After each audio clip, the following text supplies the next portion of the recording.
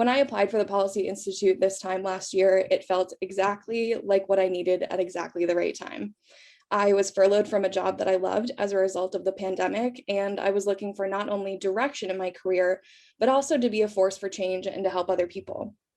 All 15 of us embarked on this journey in the midst of a global pandemic, racial injustices, and social upheaval.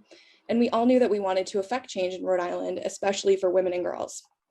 For our policy project, we chose to join the work of helping to pass the doula bill, which would ensure Medicaid and private insurance reimbursement for doula services in Rhode Island.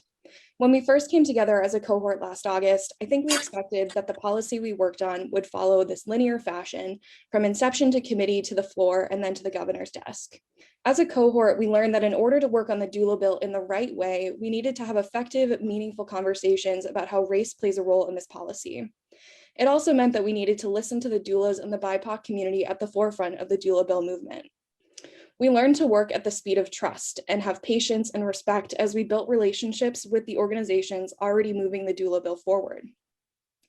This program taught us how to be leaders, and part of being a leader is knowing when to speak up, but also knowing when to listen.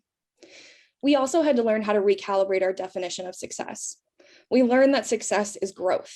Success is not so much instituting the policy, but it's about lifting up the voices at the forefront of these movements.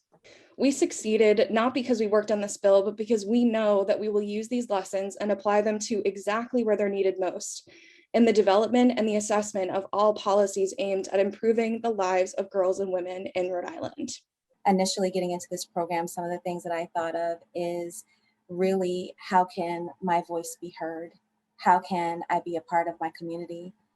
How can I speak for people who may not be able to even know that there's such a program that exists?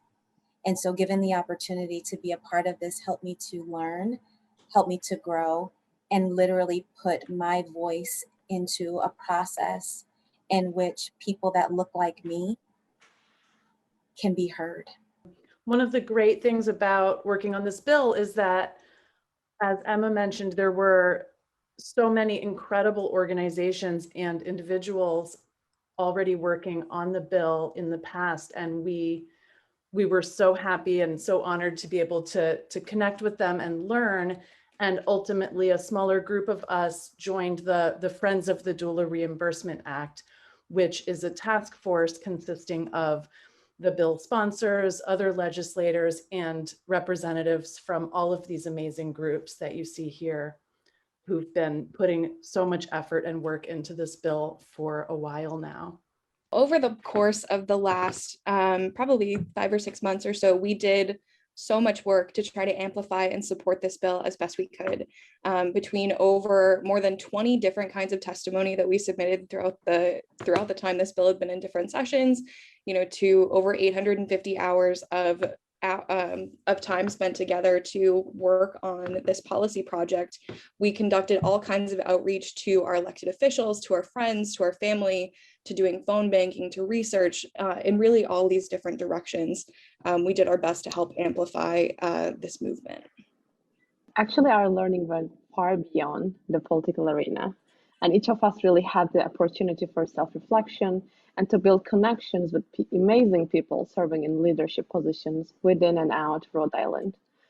We learned about intersecting systems and reflected on our privileges and disadvantages with Andrea Gomez.